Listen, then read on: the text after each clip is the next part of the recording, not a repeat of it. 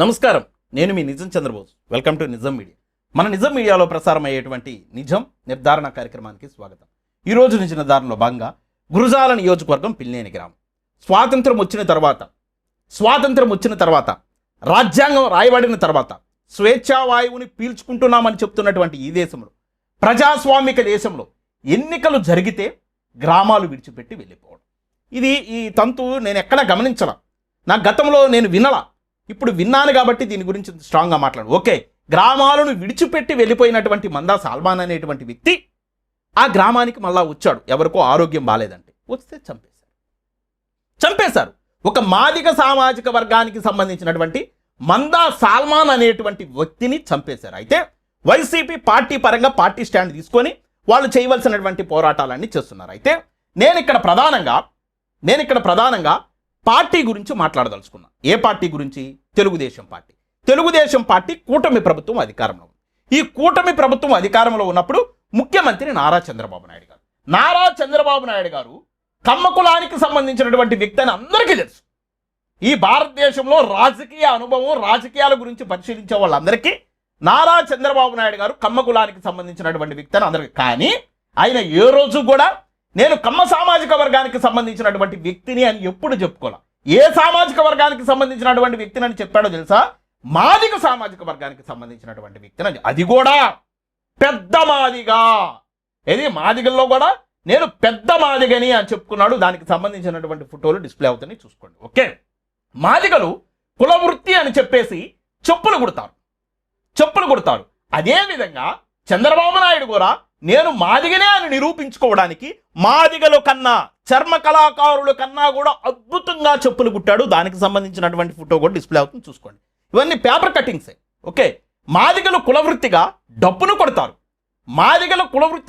కొడితే నేను పెద్ద మాదిగని కాబట్టి నేను ఆ డప్పులు ఈ డప్పులు కొట్టను, తోలుతో తయారు చేసినటువంటి డప్పును కొడతానని చెప్పేసి తోలు డప్పును కొడుతున్నాడు. ఆ ఫోటో కూడా డిస్ప్లే అవుతుంది, చూసుకోండి. ఓకే, ఇదంతా నేను ఎందుకు చెప్తున్నానంటే, సాధారణంగా రాజకీయ పార్టీలకు సంబంధించినటువంటి నాయకులకి బాగోకపోతేనో, వాళ్ళ జన్మదినాలకో లేదా వాళ్ళ కుటుంబాలకు సంబంధించినటువంటి వ్యక్తులకి ఏమన్నా అయితే వెంటనే స్పందిస్తాం. కానీ ఈ గురజాల నియోజకవర్గం పిన్నేని గ్రామంలో ఒక రాజకీయ హత్య జరిగితే, ఒక మాదిగ బిడ్డ చనిపోతే కనీసం ముఖ్యమంత్రి గారు స్పందించలేదండి, కనీసం మాట్లాడలేదండి.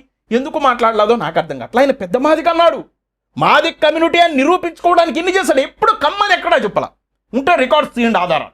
కానీ మాదిగాని మాత్రం చెప్పాడు. ఒక మాదిగ బిడ్డ చనిపోతే కనీసం సంతాపం తెలియజేయాలి. కనీసం సంతాపం అంటే ఎంత దొంగ నాటకాలు ఆడారో ఒక్కసారి మీరు గుర్తుపెట్టుకోండి. ఓకే, చంద్రబాబు గారు పెద్ద మాదిగ గారు, ఇక హోంశాఖ మంత్రి అనితమ్మ అమ్మగారు, ఇటు అయ్యగారు ఎస్సీ కమిషన్ చైర్మన్ జోహర్ గారు. నేను ఆయనకి చైర్మన్ పదవి ఇచ్చినప్పుడు చంద్రబాబు గారు నిజంగా పెద్ద మాదిగా అనిపించుకున్నారు, మాదిగలకి ఎస్సీ కమిషన్ చైర్మన్ పదవి ఇచ్చారని చెప్పేసి ఒక వీడియో కూడా చేస్తే, కావాలంటే ఉంది, వెళ్ళి చూసుకోండి. నేను పార్టీలకు అతీతంగా మాట్లాడతా ఎప్పుడైనా కూడా. అయితే ఇక్కడ అమ్మగారు చాలా అంశాల మీద మాట్లాడదు. జగన్మోహన్ రెడ్డి గారిని ఎప్పుడన్నా విమర్శించాలంటే వెంటనే వస్తుంది. వైఎస్ఆర్ కాంగ్రెస్ పార్టీని ఏదైనా అటాక్ చేయాలంటే వెంటనే వస్తుంది. హోంశాఖకు సంబంధించినటువంటి అంశం కాకపోయినా మెడికల్ కాలేజీల గురించి అద్భుతంగా మాట్లాడుతుంది. కానీ నీ సొంత సామాజిక వర్గం తల్లి, నువ్వు మాదిగ సామాజిక వర్గం అని మాదిగల కోటాలో మంత్రిగా పొందావు. మాదిగల కోటాలో ఎస్సీ రిజర్వ్డ్ స్థానంలో నువ్వు పోటీ చేసి ఎమ్మెల్యే అయ్యావు. మరి ఎమ్మెల్యే అయ్యి హోంశాఖ మంత్రి అయ్యి లా అండ్ ఆర్డరే కదా చావు. ఒక మనిషి చావు అంటే లా అండ్ ఆర్డరే కదా. మరి ఆ చావు గురించి నువ్వు ఎందుకు మాట్లాడవు తల్లి? ఆ గ్రామాన్ని ఎందుకు విజిట్ చేయవు? ఒక పార్టీలు పక్కన పెడతాం. మనకు వచ్చేది చనిపోయినటువంటి వ్యక్తి వైసీపీకి సంబంధించిన వ్యక్తి, టీడీపీకి సంబంధించినటువంటి వ్యక్తి, ఇవన్నీ పక్కన పెడదాం. కానీ ఒక దళిత సామాజిక వర్గానికి, దట్టు నీ సొంత సామాజిక వర్గమైనటువంటి మాదిగ సామాజిక వర్గానికి సంబంధించిన వ్యక్తి చనిపోయాడు కదా. అమ్మా, ఒక్క మాట మాట్లాడటానికి తీరిక లేదా తల్లి? ఒక్క మాట మాట్లాడడానికి తీరిక లేదా? అమ్మగారుని పక్కన పెడదాం. అయ్యగారు అసలు అయ్యగారి పని ఏంది? ఎస్సీల మీద ఎక్కడన్నా దాడులు జరిగితే వెళ్ళడం, ఎస్సీలను ఎక్కడన్నా కుల వివక్ష చూపిస్తే అక్కడికి వెళ్ళడం, ఇదే అయ్యగారి పని. దానికోసమే ఆ పదవి క్రియేట్ చేయబడింది, ఆ పదవిని సృష్టించింది అందుకు ఎస్సీ కమిషన్. కానీ ఇప్పటి వరకు ఆ గ్రామానికి వెళ్ళాల అంటే, ఒక ఎస్సీ వ్యక్తి చనిపోయినా వెళ్ళరా? ఎస్సీల మీద దాడులు జరిగితేనో కుల వివక్ష చూయిస్తేనో వెంటనే అక్కడికి వెళ్ళిపోయి చర్యలు తీసుకోవాలి. మీరు అక్కడికక్కడే చర్యలు తీసుకునేటువంటి హక్కు రాజ్యాంగం మీకు కల్పించింది. కానీ ఒక మనిషి చనిపోయినా, ఈయన కూడా మాది జవహర్ గారు కూడా మాదిగే, జవహర్ గారు కూడా మాదిగే, చనిపోయినటువంటి వ్యక్తి మాదిగే. కానీ ఇప్పటి వరకే అక్కడికి వెళ్ళిన దాఖలాలు లేవు, దాని మీద చిన్న స్టేట్మెంట్ ఇచ్చినటువంటి దాఖలాలు కూడా లేవు. చిన్న చిన్న అంశాలకు స్పందిస్తున్నారు, కానీ మనిషి చచ్చిపోతే మాత్రం స్పందించడానికి వీళ్ళకి తీరిక లేదు. ఆ గ్రామానికి వెళ్ళడానికి కూడా వీళ్ళకి తీరిక. అంటే ఆయన పదవి అందుకుంది, అయినా కూడా అయ్యగారు స్పందించరు. ఓకే, చంద్రబాబు నాయుడు గారు పెద్ద మాదిగ గారు చెప్పాను, ఆయన స్పందించరు. అనితమ్మ మాదిగా స్పందించరు. జవహర్ గారు మాదిగా కమిషన్ చైర్మన్, ఈయన స్పందించారు. ఇక మందకృష్ణ మాదిగ గారు మాదిగా అనే శబ్దము ఎక్కడ వినపడ్డా ఈయన నాయకుడు మన కర్మ. మాదిగా అనే శబ్దము ఎక్కడ వినపడ్డా కానీ నేనే నాయకుడిని ఇమీడియట్లీ వెళ్ళిపోతాడు. తెలంగాణ రాష్ట్రంలో లాకప్ డెత్ జరిగిందని కర్లా రాజేష్ది, దాని మీద అసలు ఎన్ని నెలల నుంచి పోరాడుతున్నాడు తెలుసా, ఎన్ని రకాల వినూత్నమైనటువంటి కదలికలు చేస్తున్నాడు తెలుసా. రౌండ్ టేబుల్ సమావేశాలు పెడుతున్నాడు అన్ని పార్టీలతో కలిపి. అన్నా నేను అడుగుతున్నా, మొన్న జరిగినటువంటి 2024 ఎన్నికల్లో ఆంధ్రప్రదేశ్ రాష్ట్రంలో కాలికి బలపం కట్టుకొని తిరిగి కూటమి ప్రభుత్వాన్ని గెలిపించండి, మాదిగలు ఓట్లేయండి అని చెప్పేవా లేదా? సమాధానం చెప్పాను. నీ మాటలు విన్నారు, మెజారిటీ మాదిగ ప్రజలు కూటమికి ఓట్లేశారు. ఓకే, గెలిపించారు, గద్దెనెక్కించారు, చంపేశారు కదన్నా, చచ్చిపోయాడు కదన్నా. అసలు ఇంకా ఇక్కడ నిస్సిగ్గు లేకోకుండా ఎలా ఉన్నారో నాకు అర్థం. నేనైతే సిగ్గుతోటి లిటరల్గా తలదించుకుంటున్నాను. ఎందుకు దించుకుంటున్నానయ్యా అంటే, మందకృష్ణ అన్నోళ్ళ ఇంటి పేరు మంద, చచ్చిపోయినటువంటి సాల్మాన్ వాళ్ళ ఇంటి పేరు మంద. అంటే ఇంటి పేరు కూడా ఒకటే. సాధారణంగా కమ్యూనిటీలో ఆ కులంలో చచ్చిపోతేనే కుల సంఘానికి సంబంధించినటువంటి నాయకుడికి రోషము పౌరుషము వచ్చి ఉద్యమం చేయాలి. ఇది ఎక్కడ సోద్యమయ్యా బాబు? మీ సొంత ఇంటి పేరటోళ్ళు చచ్చిపోయినా కానీ కనీసం ఒక స్టేట్మెంట్ లేదు దాని మీద. సరే, నువ్వు బిజీ, నువ్వు అంతర్జాతీయ నాయకుడివి, నువ్వు విశ్వవ్యాప్తమైనటువంటి నాయకుడివి, నువ్వు విశ్వాంతరాల్లో ఉన్నావు, ఈ గ్రహం మీద లేవు. ఏలియన్స్లో మాదిగలు ఉన్నారంట, ఏలియన్స్లో ఉన్నటువంటి మాదిగలతో సమావేశం పెట్టుకుంటూ నువ్వు వాడ బిజీగా ఉన్నావు అనుకుందాం, ఖచ్చితంగా పక్కన పెడదాం.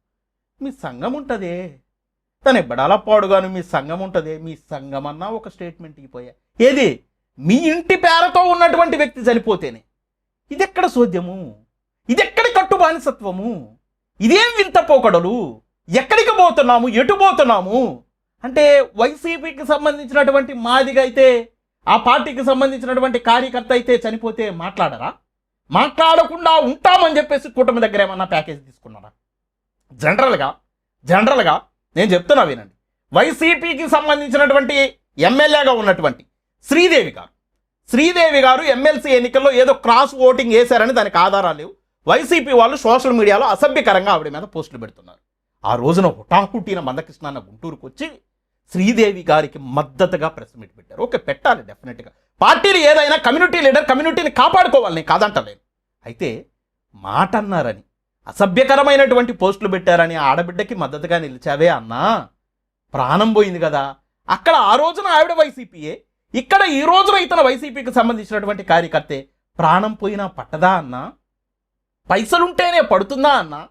పైసలు లేకపోతే సొంత ఇంటి పేరుకు సంబంధించినటువంటి వ్యక్తులనైనా కానీ పట్టించుకోరా అన్నా? మాట్లాడరా అన్నా? పెదం విప్పరా అన్నా? ప్రెస్ మీట్ పెట్టరా అన్నా? ఉద్యమాలు చెయ్యరా అన్నా? పోరాటాలు చెయ్యరా అన్నా? ఎందుకన్నా?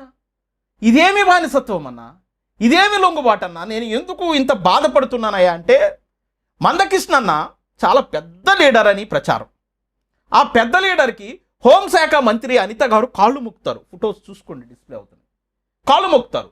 ఈ ఫైర్ బ్రాండ్ ఇప్పుడు ఉన్నటువంటి 29 మంది ఎస్సీ ఎమ్మెల్యేల్లో తిరువూరుకు సంబంధించినటువంటి ఎమ్మెల్యే కొలికపూడి శ్రీనివాసరావు గారు ఫైర్ బ్రాండ్ అంటాం. ఆయన ప్రభుత్వానికి అవసరమైతే వ్యతిరేకంగా కూడా మాట్లాడతాడు. ఆయన అంత ముక్కుసూటి మనిషి. ఆయన నిజంగా ఫైర్ బ్రాండే, నిజంగా ఫైర్ బ్రాండ్. ఆయన కూడా, ఆయనతో పాటు ఆయన బిడ్డను కూడా మందకృష్ణ కాళ్ళు మొక్కుస్తాడు. ఫొటోస్ చూసుకోండి. అంటే నెక్స్ట్ రాబోయేటువంటి జనరేషన్స్ను కూడా ఎమ్మెల్యేలే దగ్గరుండి వాళ్ళ బిడ్డలని మందకృష్ణ కాళ్ళు మొక్కుస్తున్నారు. కారణం ఏంటి? లీడర్ అని చెప్పేసి, ఈ కమ్యూనిటీకి సంబంధించి లీడర్ అని చెప్పేసి. అంటే ఒక హోంశాఖ మంత్రి మీ కాళ్ళు మొక్కుతారు, ఫైర్ బ్రాండ్గా ఉన్నటువంటి ఎమ్మెల్యే గారు మీ కాళ్ళు మొక్కుతారు, ఇంకా ఈ సామాజిక వర్గానికి సంబంధించినటువంటి చాలామంది ఎమ్మెల్యేలు మీకు కాళ్ళు మొక్కుతారు. జోహర్ గారితో మీకున్నటువంటి పరిచయాల గురించి నేను ప్రత్యేకంగా చెప్పబల్లే. ఎస్సీ కమిషనర్ మీరా ఆయన అన్నట్టుంటుంది. చాలామంది సోషల్ మీడియాలో కూడా ఆ విధమైనటువంటి పోస్టులు పెడతారు. మరి ఇన్ని అవినాభావమైనటువంటి సంబంధాలు చంద్రబాబు నాయుడు గారితో మీ సంబంధాలు నేను చెప్పవసరం. ఆ పార్టీలో ఉన్నటువంటి నేతల కన్నా మీకే ఎక్కువ సంబంధాలు ఉన్నాయి. మరి ఇన్ని సంబంధాలు, ఈ సంబంధాల బంధాలలో మాదిగలు చిక్కుకొని చచ్చిపోతుంటే పెదవి విప్పరు, అనిత గారితో మాట్లాడరు, దోషులను కఠినంగా శిక్షించరు, ఆ పార్టీలకు సంబంధించినటువంటి నేతల్ని శిక్షించమని అడగరు. ఇదేం పోయే కాలం అన్నా, ఇదేం పోయే కాలం? దళిత ఉద్యమాలని, దళిత నేతలమని చెప్పుకుంటూ అంబేద్కర్ గారి పేరును వాడుకుంటూ, అంబేద్కర్ గారి యొక్క భావజాలాన్ని వాడుకుంటూ అసలు ఎటు తీసుకుపోతున్నారో ఒక్కసారి ఆలోచించండి అన్న. ఎస్సీ రిజర్వ్డ్ కాన్స్టిట్యున్సీలో మా పెదనాయన డాక్టర్ బిఆర్ అంబేద్కర్ గారు ఇచ్చినటువంటి రిజర్వ్డ్ కాన్స్టిట్యున్సీలో పోటీ చేసి గెలిచినటువంటి 29 మంది ఎస్సీ ఎమ్మెల్యేలు ఉన్నారు. ఒక్క ఎమ్మెల్యే కూడా మాట్లాడే. అసలు వేటి గురించి మాట్లాడతారు మీరు? మిమ్మల్ని ఎమ్మెల్యేలుగా మేము గెలిపించుకుంది ఎందుకు? మీకు ఎమ్మెల్యేలు కావాలని మేము ఓట్లేసింది ఎందుకు? మా ప్రజాప్రతినిధులుగా మిమ్మల్ని చట్టసభలకు పంపింది ఎందుకు? అంటే మా ప్రాణాలు పోయినా మాట్లాడరా? సరే, మా మీద దాడులు జరుగుతుంటే మాట్లాడలా, తీసి పక్కన పెడదాం. మేము చచ్చిపోయినా మాట్లాడరా? మా శవాల గురించి కూడా మాట్లాడరా? మా శవాలకి కనీసం సంతాపం కూడా తెలియజేయరా? అంటే మా మరణాలకి, మా ప్రాణాలకి మీ దృష్టిలో విలువే లేదా? మీరు దళిత ప్రజాప్రతినిధులుగా ఉన్నారా? ఎస్సీ రిజర్వ్డ్ కాన్స్టిట్యున్సీలో మా రిజర్వేషన్లు వాడుకొని, మా ఓట్లు వాడుకొని, మా హక్కులను వాడుకొని మీరు చట్టసభలకు వెళ్ళి మా హక్కులు కాలరాస్తున్నారా? మా హక్కులను కాపాడుతున్నారా? ఎటుపోతుంది ఈ సమాజం? ఎటు ఆలోచిస్తున్నారు? అంటే మీరు అగ్రవర్ణ రాజకీయ పార్టీలకు సంబంధించినటువంటి నాయకుల పార్టీల్లో చేరి వాళ్ళ తొత్తులుగా మారి, వాళ్ళ బానిసలుగా మారి, వాళ్ళ మోచేతి నీళ్లు తాగుతూ వాళ్ళకన్నా ప్రమాదంగా మా పట్ల మీరు వ్యవహరిస్తున్నారు. కనీసం అక్కడ హోంశాఖ మంత్రి దళిత కమ్యూనిటీ, మాజీ కమ్యూనిటీ కాకుండా ఇంకొకరు ఉంటే మేము ఘాటుగా విమర్శించడానికన్నా ఉండేది. ఆ అవకాశం కూడా మాకు ఇవ్వట్లేదు కదా. అంటే మమ్మల్నే పెట్టి మమ్మల్ని కొట్టిస్తున్నారే. మాకే పదవులు ఇచ్చి ఆ పదవుల ద్వారానే వాటిని అడ్డం పెట్టుకొని మమ్మల్ని చంపిస్తున్నారే. ఏం మాట్లాడాలో, ఏమని విమర్శించాలో మిమ్మల్ని నాకు అర్థం కావట్లా. కన్ను నాదేనాయా, పుల్లా నాదేనాయా? కడుపు చించుకుంటే కాళ్ళ మీద పడేది నా పేగులేనాయా? ఈ 29 మంది ఎందుకన్నా మీరు దయచేసి జరుగుతున్నటువంటి దారుణాల మీద రిజైన్ చేసి పక్కకి రండి అన్న. 29 మంది అన్నా ప్రభుత్వాన్ని శాసించగలిగే సంఖ్యలో మీకు ఇచ్చాడు రిజర్వ్డ్ కాన్స్టిట్యున్సీలు. అరే, జనసేన పార్టీకి ఉన్న ఎమ్మెల్యేల బలం ఎంత? 21. ఆయన ఉప ముఖ్యమంత్రి. మీరు 29 మందే. ఇంకా మళ్ళీ ఎస్టీ ఎమ్మెల్యేలు ఉన్నారు. మా పెదనాయన అంబేద్కర్ గారు ఇచ్చినటువంటి స్థానాలు మీకు 29 ఇచ్చాడే.